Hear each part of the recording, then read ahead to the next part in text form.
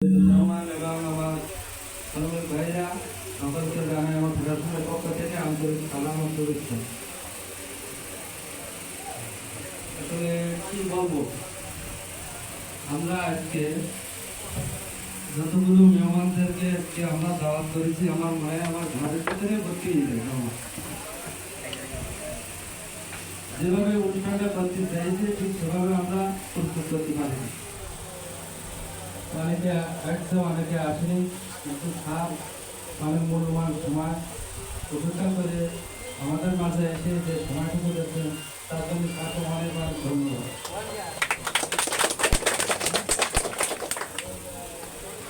আসলে এতে করে আমরা মনে দিক থেকে অনেকটা খুশি আছি যে মনে হয় যে আমরা খবর দিচ্ছি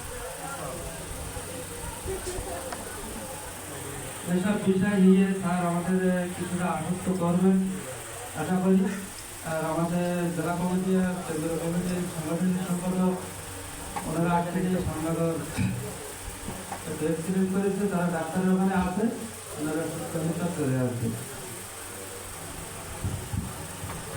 স্যারের কাছ থেকে আমরা আমাদের আশ্বস্তমূলক কথা শোনার জন্য বলার জন্য আহ্বান করছি। এই জন্য স্যার এই পর্যন্ত আসছে, এই বলে আমার বক্তব্য এখানে শেষ করছি।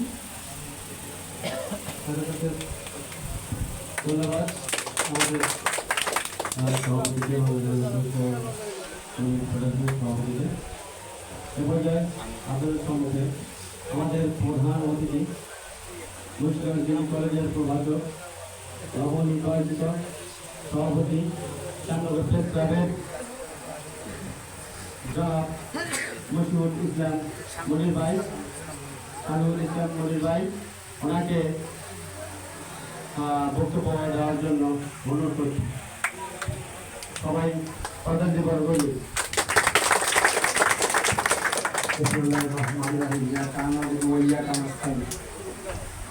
এখানে বক্তব্য দেওয়ার কিছু নাই। আমি অভিভূত যে বাংলাদেশ শ্রমিক ফেডারেশন, বাংলাদেশ নির্মাণ শ্রমিক ফেডারেশন এত সুন্দর একটা আয়োজন করেছে। কারণ আমাদের সামনেগুলো আছে, বাট আসলে এতটা ইউনিটি আমি প্রত্যক্ষ করিনি তাদের ভিতরে। তো হরিনগরে আমি আজকে আসার পরে আমি অভিভূত যে এখানে নির্মাণ শ্রমিক সহ অন্যান্য শ্রমিকরা এতটা ঐক্যবদ্ধ, এটা দেখে ভালো লাগছে। এবং যারা এই শ্রমিকদের পরিচালিত করছে, নেতৃত্ব দিচ্ছে, আমি তাদের সাধুবাদ জানাতে চাই যে আপনারা সুসংগঠিত করে রেখেছেন আপনাদের শ্রমিক ভাইদের। এই জন্য আপনারা ধন্যবাদ পাওয়ার যোগ্য। আমি আপনাদেরকেও বিশেষ ধন্যবাদ জানাচ্ছি। তো আজকে এর শুরুতেই আজকে এই মত বিনিময় সভায় আমাকে আমন্ত্রণ জানানোয় আমি আপনাদের প্রতি কৃতজ্ঞতা প্রকাশ করছি। আমি বাবলু আপনাদের সাথে তার কথা প্রসঙ্গে বক্তব্য প্রদানকালে বলেছে যে আমি আসতে চেয়েছিলাম। অ্যাকচুয়ালি আমি তো আসতে চেয়েছিলাম সম্ভবত আগস্টের 10-12 তারিখের দিকে, সেখান থেকে অলমোস্ট সেপ্টেম্বর চলে আসছে। আজকে মনে করছিলাম আমি একটু ব্যস্ততার ভিতর দিয়ে যাচ্ছেন, তারপরেও আল্লাহ পাকের আসলে মেহেরবানি, আমি আল্লাহ পাকের শুকরিয়া আদায় করি যে আমি আপনাদের এখানে আসতে পেরেছি। আপনারা আমাকে আমন্ত্রণ জানিয়েছেন, এই জন্য আমি দ্বিতীয়বারের মতো কৃতজ্ঞতা প্রকাশ করছি। আমার এখানে অ্যাকচুয়ালি কি কারণে কি উদ্দেশ্যে আমন্ত্রণ জানানো হয়েছিল আমি জানি না। তো সভাপতি মহোদয় গত 6-7 দিন আগে থেকে আমার সাথে যোগাযোগ করছিল। আমি কিন্তু দুইবার তার সঙ্গে আপনাদের সাথে আমার পরিচয় পর্ব সম্পাদনের যে শিডিউল, সেটা 2বার এর আগে পরিবর্তন করেছে। আজকে 3য় দফা আমি ওনার কাছে অনুরোধ করেছিলাম যে আরেকবার একটু পিছানো যায় কিনা, আমি আগামীকালকের পরে যদি একটু দেন তাহলে ভালো হয়। উনি বললো যে আমাদের সবাই বলা হয়ে গেছে, এখন আর সুযোগ নাই, আমি একটু সংক্ষিপ্ত সময়ের জন্য আসেন। এখন এসে মনে হচ্ছে যে আর একটু আগে আসা উচিত ছিল, কারণ আমার খুব দ্রুত সময়ের ভেতরে ভিক্ষা হবে সামনে করে। আমাদের আবুকে আমি ফোন করছিলাম, আবু এখন মনে হয় একটা অফিস উদ্বোধনের জন্য ওখানে গেছেন। তারপর আমি কৃতার্থ যে আমার ছোট ভাই বাবলু এখানে হাজির হয়েছে। সে শুধু কিন্তু শ্রমিক কল্যাণ ফেডারেশনের একজন নেতা না, সে ওই যে একটা রাজনৈতিক দলের পরিচয় আপনারা দিলেন বা আমি জানলাম, সেটাও শুধু না, আসলে সে একজন সংবাদ কর্মীও ছিল। হ্যাঁ, আমি যখন এর আগে প্রেস ক্লাবের নেতৃত্ব দিয়েছিলাম বিশেষ অবস্থা প্রেক্ষাপটে আমি মাত্র 1.5 মাস দায়িত্ব সম্পাদন করতে পেরেছিলাম। তারপরে আমাকে একটা ট্যুর মাধ্যমে সরাই দেওয়া হয়েছিল 2012 সালে আগস্টে।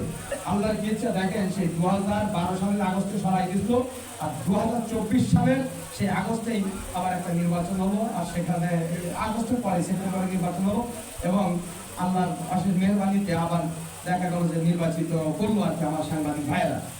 আমি মহান আল্লাহ পাকের কাছে কৃতজ্ঞতা প্রকাশ করছি। তো পাবলিক এখানে দেখে ভালো লাগছে।